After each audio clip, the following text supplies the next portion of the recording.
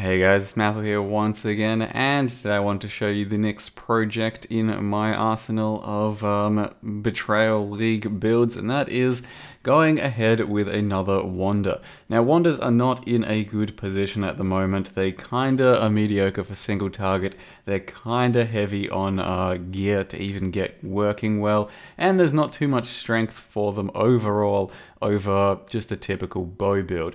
But I did have a slight idea to take one into a bit of a different direction with Power Siphon. I have tried Power Siphon a few times and it has let me down a few times, but at this point I think there's more gear scaling out there with the right multi-modded gear, and I wanted to make an Occultist for this one so that I can use 7 power charges, so that I can run Crown of Eyes and get several spell damage nodes, and as well as that get minion damage nodes. So currently in my setup I have something like 600% increased damage from spell damage, minion damage, elemental damage, and projectile type damage, because all of that scales your abyssal jewels incredibly well. So all we do from there is just stack some flat damage from some abyssal jewels, from your auras, your heralds, whatever else you can, and that huge percent increased damage should actually give us quite a lot of damage with the Power Siphon.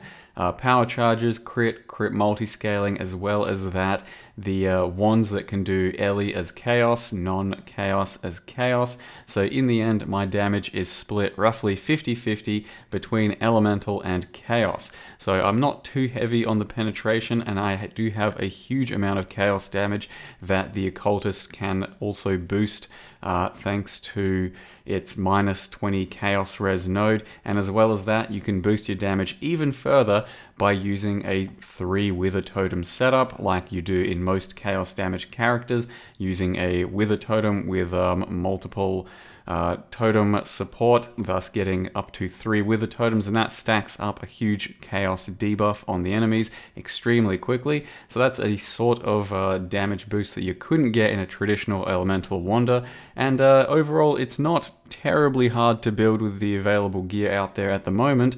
All you really need is some Searching Eye abyssal jewels, a lot of which I've crafted myself, and then a couple of multi-modded wands, which are incredibly easy to craft as well, just a little bit of a currency setback. The rest of the gear is very straightforward. We're just running a Crown of Eyes, 1 socket Tomb Fist, 1 socket Bubonic Trails, and then a couple of rings that give some resists.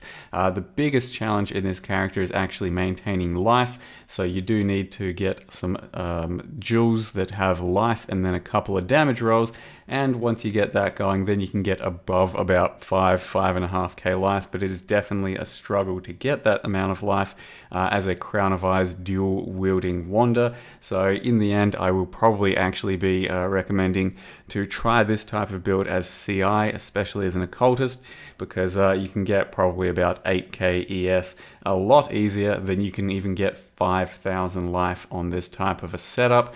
And ultimately 5,000 life will get you killed against plenty of betrayal shit, but you do get this sort of interaction with Vile Power Siphon, where just one of the best E presses of my life. E is my Vile Power Siphon, and holy crap, can it do some serious eye-gasming. And overall, Power Siphon itself is not too bad of a clear at the moment. I'm currently using Pierce, mixing it up with Chain every now and again, but both work very well. In short, you just really need to scale the shit out of the damage on Power Siphon, and then it starts to work rather well, because mechanically it is absolutely nothing special. It's kind of like a default attack with a built-in GMP, but you need the damage to be able to then have the utilities of a Pierce or a Chain or some shit like that. This is the single target example of a tier 8 Elder or something like that. I'm not by any means done with my damage scaling just yet, only on a 5 link in this scenario, but it does take a little bit of time to ramp up your damage, because until I have my 7 power charges, I'm really not doing a lot of damage. So you can see the first half of the fight is me charging up power charges, the second half is me basically one-shotting the enemy, because I then have a shitload of damage and power charges ready to go. So the single target is currently somewhat janky, somewhat unimpressive, but I think we're going to try and overcome that with the right amount of damage and gear scaling. So if that ends up working out, then I will just say that it's always been a numbers game, and some skills out there just do not have the numbers to be competitive, and it's so simple to just up the numbers. Say Power Siphon now deals 250% effective damage or some shit, because mechanically it's kind of weird, it's kind of wonky, but it is unique in its own right, and it is doable if you have the right amount of everything. Some other skills are just going to scale so much better because they, for starters, were made better. So in any case, guys, that was a bit of a preview of the character. I want to jump into how I've built it so far. So here is my character, the currently level 84 Occultist called Wal E, or VVRE. So the joke there being Val E has currently been my nuke button for a few builds, so it's a Val E. And it is a very satisfying button to press. The Val Power Siphon, it obliterates everything on the screen and has a lot of good animations associated with it. So it is very fun to go ahead and build around this sort of thing. Now, the main idea for this sort of Occultist wonder was to build around Crown of Eyes. It was slightly buffed in previous patches to now have attack damage applied to your spells, to your leech, as opposed to just physical damage. So it's got attack leech and attack leech to life and mana, and besides that it's basically the same thing, and just increases reductions to spell damage apply to attacks. So that basically just means anything that's percent spell damage, like these nodes over here, are going to be attack damage nodes instead. And that also factors in for something like this, so 4% increased spell damage per power charge, as well as something like this, 5% spell damage per power charge. And then once we also path over to the spiritual aid node and the spiritual command node, we have a lot more scaling from our percent damage than you normally would have on most characters, but especially a Wander. So that means that any flat abyssal stuff we're stacking, so just lightning damage to wands, lightning damage to attacks, fire damage, cold damage, all of that in every single jewel ends up being amplified quite a lot. So you can see here in my path of building, when you go to the calculations tab, you hit the Power Siphon DPS, and this is your percent increased for damage. So you can see a lot of my damage is coming from minion nodes, a lot of my damage is coming from spell nodes, and then of course my two wands, which is the second basis, the interaction of the wand with this Crown of Eyes for the build, and that is having the Elia's Chaos, elemental damage as extra chaos, the 50% spell damage, and the non-chaos as extra chaos. So you have two of these, and then you end up having quite a lot of your elemental damage turned into chaos. I've got a second one here. I just managed to chaos spam for almost no currency whatsoever, but ideally I will be crafting a second one of these, because all you got to do is isolate the 20 Ellie as extra chaos mod, which I have managed to do on like 5 wands in 1,000 alterations. Not hard at all, I don't think. And then multi-mod around it, which should be 2x, and then another bonus like 10C, a few vials, and then another exalt if you're going to do the 12 attack speed, which I should recommend. So something like 3 exalts per one of these wands, and then whatever alterations it takes you to get to those elemental as chaos rolls, which I don't think should be too much. So the main cost of the build will be getting really good abyssal jewels, none of which I have particularly at the moment. I've just got some pretty decent / mediocre ones. The ones in my belt I crafted myself just by getting, alterations into life and elemental rolls, and some I will be buying because it's just a lot more cost effective right now to buy this type of jewel, since wanding ones aren't particularly sought after, and you can get lots of triple damage ones quite easily. But if you want to maintain life like I'm trying my best to do in this build, it does get a bit more expensive, anywhere from like 20C to 1 exalt per jewel, and I really will need quite a lot of life in this build if I want to maintain over 5.5k or so. Currently at this level I'm almost at 5k. By the end of the leveling process I should be about 5.5k, and that's still kind of pathetic in this day and age. So it is probably going to be better to skip something like this this entire little node here, because it's honestly not that good for us. I thought the explosions would be cool, but for the most part, Herald of Ice takes care of that, and the cursing is not that important, because currently my second curse is just projectile weakness on Stormbrand, and that does help for bosses. It is a bit more damage, but if you went the CI route, something like this, and then spec'd entirely CI, you'd have a lot more defense, slightly less damage. Now I did want to show you what my damage spread looks like at the moment. So a traditional Ellie Wonder, full elemental, you're usually speccing like full lightning, or you can go all the way through the triple and try and deal every type of damage. In this case, I have largely lightning, but you can see my chaos damage is huge. So here's my lightning.